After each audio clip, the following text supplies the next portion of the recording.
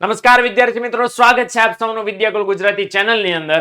અર્થશાસ્ત્ર વિષયમાં પાસ થવું છે. આજે હું તમને શોર્ટ એન્ડ સ્વીટમાં એવા મુદ્દા, એવા ટોપિકની વાત કરવાનો છું, એવા ચેપ્ટરની વાત કરવાનો છું કે ઇકોનોમિક્સમાં પાસ થતા તમને દુનિયાની કોઈ તાકાત નહીં રોકી શકે. એના માટે હું કહું ને એટલું જ કરવાનું છે, એ કરતા વિશેષ કાંઈ નહીં કરો તો પણ આરામથી. હજી સુધી કોઈએ કાંઈ નથી કર્યું, તૈયારી બાકી રહી ગઈ છે, પરીક્ષાને બસ બહુ ઓછા દિવસની વાર છે, તો આ લેક્ચર માત્ર ને માત્ર તમારા માટે છે.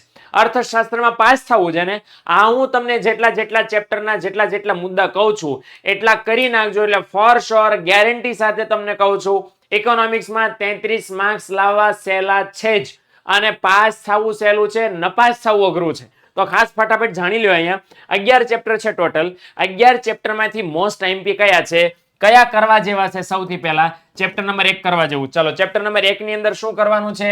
આકૃતિ અને આલેખ.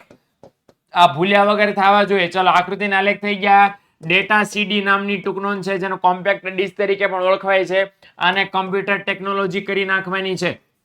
હાલો, આટલું માત્ર પહેલા ચેપ્ટરમાં જ કરવાનું છે. ચેપ્ટર નંબર 2 છે, એની અંદર એચડીઆઈ અને પીક્યુએલઆઈ છે.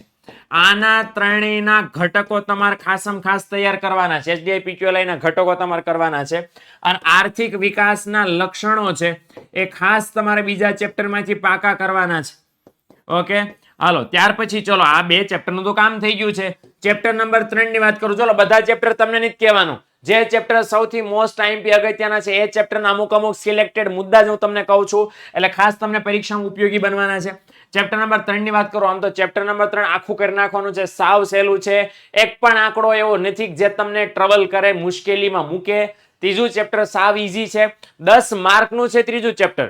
10 માર્કનું ત્રીજું ચેપ્ટર છે. પાકું નહીં કર્યો તો ક્યારે કરશો? આ પહેલું ચેપ્ટર કરશો ને, પહેલા ચેપ્ટરના 10 માર્ક છે. બીજું ચેપ્ટર કરશો ને 13 માર્ક છે. ત્રીજું ચેપ્ટર કરશો 10 માર્ક્સ આવવાના છે. 33 માર્ક તો આયના નું બહુ ઊભા થઈ ગયા ભાઈ, હે ને? એટલે પાસ થવું અઘરું છે, બરાબર? એવું માનતા હો તો કાઢી નાખો મગજમાંથી, સાવ સહેલું છે. 33 માર્ક તો અહીંયા આપી દીધા. અચ્છા, કોઈ એમ કે સાહેબ હજી એમાં રેન્કર થવું છે, તો ભાઈ તમારા માટે ઓર એક તમને કહી દઉં છું. ચેપ્ટર નંબર 7 વસ્તી છે. વસ્તીમાં કેટલા સવાલ ખાસ પાકા કરવાના છે? વસ્તી વિસ્ફોટ કરી નાખો. હાલો, વસ્તી વિસ્ફોટ થઈ ગયો. પછી ત્યાર પછી કરવાનું છે ઊંચા જન્મદરના કારણો. ઓકે, અને વસ્તી નિયંત્રણના ઉપાયો. હાલો આટલું કરી નાખો આ 7મા ચેપ્ટરમાંથી. ઓકે, આ બંને સવાલ છે, આ 5 માર્ક્સ માટે મોસ્ટ આઈએમપી છે, અને આ જે છે એ 3 માર્ક્સ માટે મોસ્ટ આઈએમપી છે. હાલો બીજું તમારે કરવું છે ચેપ્ટર નંબર 11. ચેપ્ટર નંબર 11 આ પણ 15 માર્ક્સ નું છે, આ પણ 15 માર્ક્સ નું છે. લ્યો, આ બે કરશો ને તો 30 માર્ક આવી જશે. હું તમને એવા કોમ્બિનેશન જ આપું છું કે નપાસ થવું અઘરું પડી જશે આ કર્યા પછી, હે ને? ચેપ્ટર નંબર 11 જોઈ લો. એમાં તમારે કરવાનું છે સ્થળાંતરના પ્રકારો. હાલો, સ્થળાંતરના પ્રકારો થઈ ગયા. ત્યાર પછી શહેરીકરણની અસરો, બરાબર? શહેરીકરણની અસરો હકારાત્મક કરો, નકારાત્મક કરો, એ તમારે કરવાની છે અસર. અને શહેરની વ્યાખ્યા કરવાની છે. શહેર કે નગરની વ્યાખ્યા તમને આપી છે ચોપડીમાં જમણી બાજુના પેજ ઉપર નીચે. ઓકે, એ શહેરીકરણની વ્યાખ્યા લખવાની છે. ત્યાર પછી બે મહત્વ જે તમારે પાકા કરવાના છે, શિક્ષણનું મહત્વ અને આ રેલવેનું મહત્વ. ઓકે, આ બેયનું મહત્વ કરી નાખો ખાસ. અને ત્યાર પછી લાસ્ટ બટ નોટ લીસ્ટ સરસ મજાની ટૂંકનોંધ છે. ટૂંકનોંધનું નામ છે પેટ્રોલિયમનું મહત્વ. ઓકે, આટલું જ કરવાનું છે. આટલું કરો ને એટલે ઇકોનોમિક્સમાં ફેલ થતા, બરાબર, તમને 7 વાર વિચાર આવશે. ખાલો આટલું કર્યું તોય, એટલે તમે એક પણ વખત આવો મગજમાં વિચાર નહીં લાવતા. બસ આટલું જ કરજો, ઇકોનોમિક્સમાં પાસ થઈ જશો, આરામથી પાસ થઈ જશો, બરાબર ને? આટલા જ ચેપ્ટર છે. મિનિમમ 30 થી 40 માર્ક્સ તો આરામથી આવી જાય. 33 માર્ક તો રમતા આવી જશે, બરાબર? તમને આશ્ચર્ય થશે તમારા રિઝલ્ટ ઉપર કે અરે આટલું કરીને પાસ થઈ ગયો, હે ને?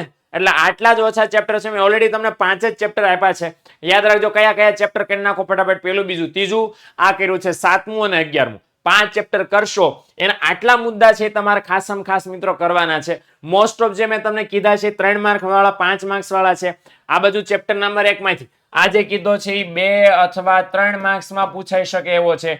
ડેટા સીધી 3 માર્ક્સ માટે આઈએમપી છે, અને કમ્પ્યુટર ટેકનોલોજી 3 અથવા તો 2 માર્ક્સ માટે અગત્યની છે. આમાંના ઘણા બધા મુદ્દા એવા છે, દાખલા તરીકે પ્રેઝન્ટેશન, એક્સેલ વર્કશીટ, એ તમારે 2 મુદ્દા ખાસ કરજો. એચડીઆઈ અને પીક્યુએલઆઈ બેયના ઘટકો 3 માર્ક્સમાં પૂછાઈ શકે એવા આઈએમપી છે. અને આર્થિક વિકાસના લક્ષણો 2 માર્ક્સ માટે. અને ભાઈ આ તો ત્રીજો ચેપ્ટર આખું કરવાનું છે. હવે એમાં પણ હું તમને કહી દઉં કે ત્રીજા ચેપ્ટરમાં પાકું કાર કરવાની શરૂઆત ક્યાંથી કરવાની? તો સૌથી પહેલા એમાં પાકા કરજો સાટા પ્રથા. હાલો સાટા પ્રથા કરી નાખી. સાટા પ્રથા થઈ ગઈ પછી એની મર્યાદા, એની ખાસા 3 મર્યાદાઓ છે 3 માર્ક્સ માટે મોસ્ટ આઈએમપી. પછી નાણાંના 3 કાર્યો છે, એ નાણાંના 3 કાર્યો કરજો. ફુગાવાના લક્ષણો છે, ઓકે, એના મુદ્દા જો હું કહું છું એટલા જ કરજો. ફુગાવાના લક્ષણો અને ફુગાવાના કારણો કરજો, હે ને? આટલી વસ્તુ ખાસ તમારે કરી નાખવાની છે. આ ત્રીજા ચેપ્ટરનું છે. ત્રીજા ચેપ્ટરમાં 4 મુદ્દા જ કરવાના છે. બહુ સિલેક્ટેડ તમને આપ્યું છે. આટલું કરશો તો મને આશા છે બોર્ડની પરીક્ષામાં અર્થશાસ્ત્ર વિષયમાં આરામથી પાસ થઈ જશો. કરજો ખાસ. ત્રીજું ચેપ્ટર મોસ્ટ આઈએમપી છે, એ આખું કરી નાખવાનું છે. તો આ મને વિશ્વાસ છે કે તમે બોર્ડની પરીક્ષામાં સારામાં સારા માર્ક્સ સાથે ઇકોનોમિક્સ વિષયમાં પાસ થઈ જશો. બોર્ડની પરીક્ષા માટે બેસ્ટ ઓફ લક.